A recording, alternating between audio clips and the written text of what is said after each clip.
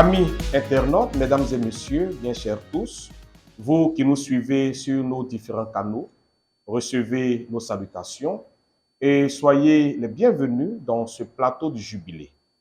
Alors pour ce premier plateau, nous recevons le Père Donatien Lolo, curé de la paroisse Notre-Dame de l'Annonciation de Yopougon Nouveau Quartier. Le vendredi prochain, 28 novembre, la paroisse organise une veillée de prière pour le repos en Dieu pour les pionniers défunts. Avec le Père Donatien, nous abordons cette question, mais bien avant, nous lui donnons donc l'occasion de se présenter à vous. Révérend Père, bonjour. Bonjour, cher ami Hippolyte. Merci pour l'occasion que vous nous donnez. Je dis bonjour à tous nos fidèles et aux internautes qui nous suivent. Nous sommes heureux de travailler dans cette vigne. Je suis donc curé, modérateur de la paroisse Notre-Dame de l'Annonciation, Yopougon, Nouveau Quartier. Je suis curé avec le Père Thionon Michel, curé également. Voilà. Merci, Père curé. Alors, à l'entame de mon propos, je le signifiais bien que déjà ce vendredi 28 novembre, vous organisez une veillée de prière pour le repos en Dieu des pionniers défunts. Avec vous, nous voulons savoir le sens que vous donnez à une telle activité.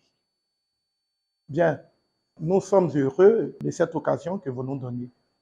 En fait, nous sommes dans l'activité, l'année jubilaire, le jubilé d'or de la paroisse Notre-Dame de l'Annonciation. Et ce jubilé est meublé par plusieurs activités. Et donc, durant cette année jubilaire, nous allons célébrer plusieurs entités, plusieurs groupes, plusieurs classes de notre communauté paroissiale.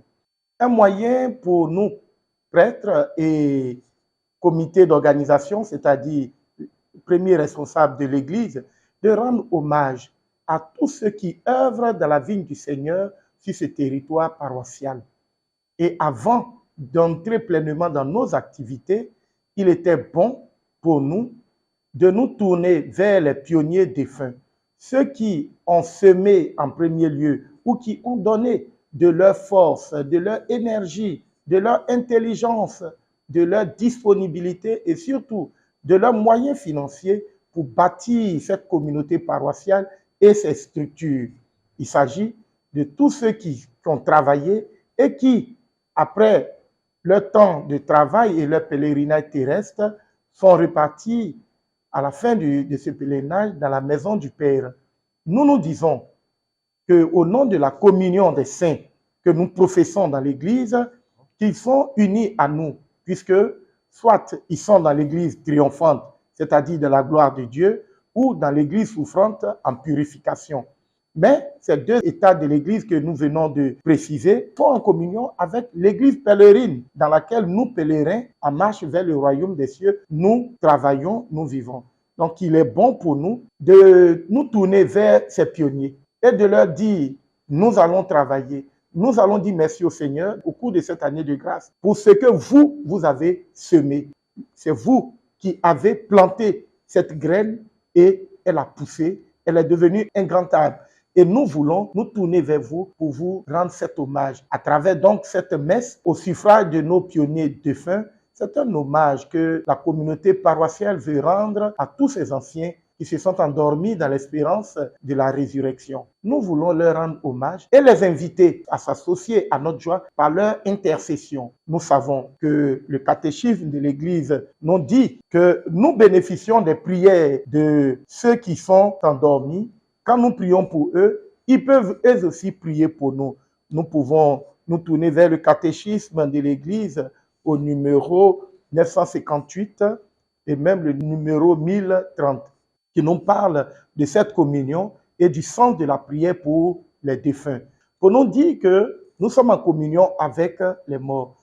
Et mieux, en tant qu'Africains, on peut dire, quand on veut poser un acte important, une grande activité familiale, une grande cérémonie de famille, le chef de famille ou le chef de clan fait une libation. Et à travers cette libation, il invite à la fête, à la cérémonie ou à l'activité tous les parents défunts, les patriarches, les bons, les meilleurs, ceux qui ont fait de bonnes choses. On demande que leur esprit viennent pour soutenir la cérémonie et l'activité. Donc, en tant qu'Africains, nous sommes dans cette dynamique.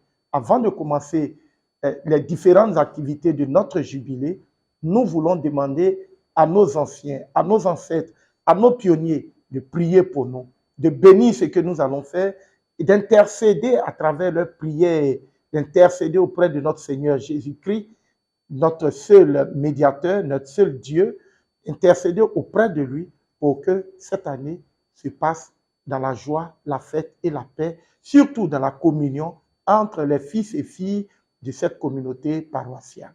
Voilà tout le sens de cette cérémonie d'hommage pour nos pionniers de feu. D'accord, révérend Père Donatien, nous avons bien compris. Vous avez fait le tour de la question pour laquelle nous étions à vos bureaux ce matin.